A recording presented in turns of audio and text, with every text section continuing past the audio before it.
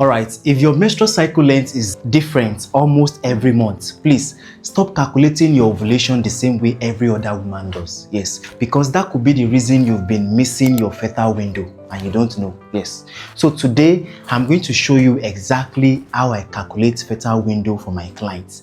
So all you need is your last few menstrual cycles and a calendar. That is all. So please, grab a pen and let's do it together. All right, now first of all, before we start, I want to clear up one very common misunderstanding. When I say an irregular cycle, I don't mean your cycle changes by 1 or 2 days. Let's take for instance, maybe this month your cycle length 26 days, another month 27, another month 28 days, or even 29 days. That is still fairly regular. It is not irregular. What I'm talking about is something like maybe this month you were having 26 days, all right? Then the next month 33 days, then another month 28 days, then another month 35 days. You can see that the gap is wide, all right? So that is when simply counting to day 14 becomes unreliable. Do you understand? So now, if this is your situation, I don't want you to panic, because what I'm about to teach you is how you can calculate your fertile window and know when you can meet with your husband. All right, so now the first thing you want to do is to write down your last 6 menstrual cycle lengths. If you don't have the record of your last 6, you can write the last 3 menstrual cycle lengths. So in this video, let us use your last 3, because some of you don't even have the record of your last 6, but some of you still have your last 3 menstrual cycle lengths. So let's use your last 3 menstrual cycle lengths. So let's take for instance, this person's last 3 menstrual cycle lengths was, let's say, 26 days, then another month 28 days, then another month 33 days. All right, write down your last 3 menstrual cycle lengths. Have you done that? Okay, so the next thing is to circle the shortest cycle among the last 3. So if you look at the shortest cycle here, is 26 days.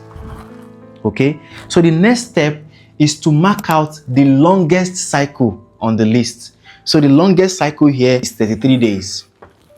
Hope you're getting it. So now the next thing you want to do is pick these 2 numbers, your shortest cycle and your longest cycle. Those are the figures we want to work with. All right, so your shortest cycle here is 26 days. So what you want to do next is that you now subtract 18 days from your shortest cycle. So if you subtract 18 from 26 here, you're going to be having 8, meaning that this person's fertile window is starting around our cycle day 8. Do you understand? Then you now go again to the longest cycle length. Do you understand? Pick the longest cycle length, which is 33 days here, and subtract 11. Not 18, no. The longest cycle length, you subtract 11. Do you understand? So if you subtract 11 from 33, you're going to be having 22. Meaning that this person's fertile window is going to be stopping on a cycle day 22. You can see that the gap is wide. The reason is because this person is not having consistent, cycle length. So this means that this person's fertile window is going to be starting from a cycle day 8 and is going to be ending cycle day 22. So the next thing you want to do is to go back to your calendar. Do you understand? And go and mark out when your cycle day 8 is going to be, and mark out your cycle day 22. So from your cycle day 8 to cycle day 22 will be your fertile window. All right, so now let's switch to a calendar now, so that I can show you, just in case you don't know how to locate your cycle day 8 to cycle day 22 on the calendar. All right, so please stay with me.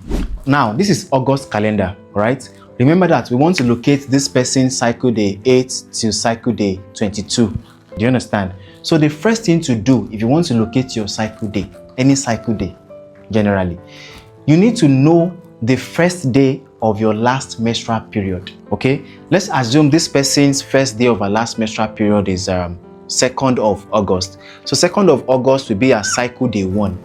This is cycle day 1. So the next day will be a cycle day 2.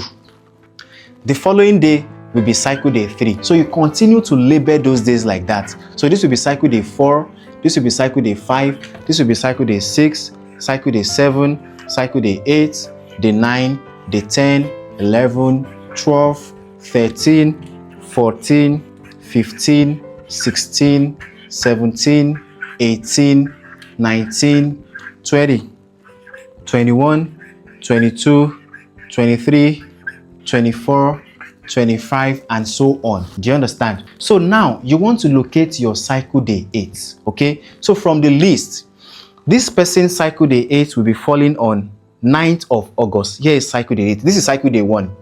Cycle day 2, 3, 4, 5, 6, 7, 8. So your fertile window is starting from 9th of August. Okay, so then you also want to locate the cycle day 22. So cycle day 22 will be 23rd. This is cycle day 22. It will be 23rd of August. Do you understand? So this person's fertile window is starting from a cycle day 8 and ending cycle day 22. Meaning that the period between them, which is cycle day 9, 10, 11, 12, 13, 14, 15, 16, 17, 18, 19, 20, 21. So these days, they are this person's fertile window. Meaning that if she's having intercourse on any of these days, then there is likelihood that she's going to be getting pregnant. Do you understand? So now the question is, if you look at these days, if you were to meet with your husband every day throughout these days, I reserve my comments. So now the question is, how do you now meet with your husband? Okay, knowing your fertile window already, you know that it's starting on your cycle day 8 and it's ending cycle day 22. This is what you want to do. You want to meet with your husband every other day, starting from the first day of your fertile window. The first day of this person's fertile window is a cycle day 8. So meaning that if she meets her husband cycle day 8, you can skip cycle day 9. Meet with him cycle day 10. You can skip 11. Meet with him cycle day 12. You can skip 13. Meet with him cycle day 14. You can skip 15. Meet with him cycle day 16. You can skip 17. Meet with him cycle day 18. You can skip 19. Meet with him cycle day 20. You can skip 21. Then you meet with him cycle day 22. So if you meet with your husband every other day across your fertile window like this, then there is no way you're going to be missing out on when you're ovulating. Do you understand? You will always meet your husband during the period you're ovulating, except you're not even ovulating at all. Do you understand? So, and by doing that, you will be increasing your likelihood of getting pregnant. Now, I don't want you to miss this part because it is very, very important. Please listen carefully. This method only estimates your fertile window. It does not tell us the exact day you're going to ovulate. Do you understand? So, and that is why I always encourage women with irregular cycles to combine this particular method with other ovulation signs. For example, you watch for your cervical mucus. Yes, because as ovulation approaches, the mucus usually becomes clear. It becomes stretchy. It becomes slippery. Do you understand? Just like raw egg whites. Okay? So that is your body's way of telling you ovulation may be close. Do you understand? So you can also use ovulation predictor kits. But then if you have PMOS, please remember that some women with PMOS may get confusing or multiple positive results. Yes. Because so please, if that is your condition, don't rely only on the kit alone. Do you understand? So and by now, if this video is helping you already, please do me a favor of tapping the like button and subscribe, because it helps more TTC couples to find accurate fertility information like this. Now, here's another important question. What if your cycles are all over the place? Yes, for instance, this particular month you were having 25 days. Then the next month it went to 39 days. Another month, 47 days. Another month, 31 days. If I were you, I will not just focus on calculating ovulation. Yes, I will start asking, why are the cycles so irregular? That is the first question. Because sometimes the bigger problem isn't calculating your fertile window.